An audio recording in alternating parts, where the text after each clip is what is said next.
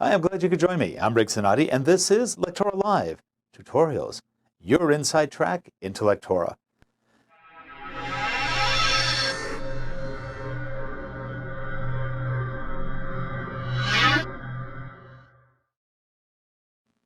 You've probably heard the word inheritance, and no one died. Inheritance is what happens when the property of an object is acquired, inherited, by another object. So for example, let's say you have a background in your title area in Lectora, as you can see here. That background is part of the title. Now you have Chapter 1 and Chapter 2. They inherit or acquire the title background from the title area.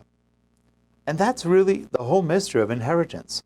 It's nothing more than one object being acquired, or the property of an object being acquired by a different object.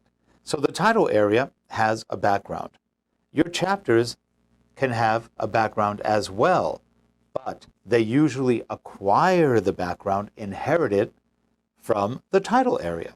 So when you go into the properties of your chapter, you'll see a tab where it says inheritance. And in inheritance, you can choose what to inherit or not.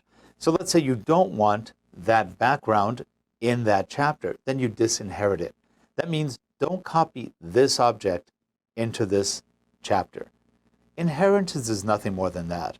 A lot of people hear the word inheritance and they immediately get nervous. We're going to learn object-oriented programming. We're going to do something really difficult.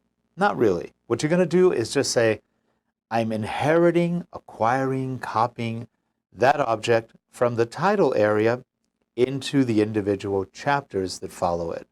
And that's it. Inheritance is really plain and simple. So when you hear it, don't get nervous. It's really a simple concept. Once you understand it, which won't take very long, you'll go, why didn't I think of this before? This is so cool.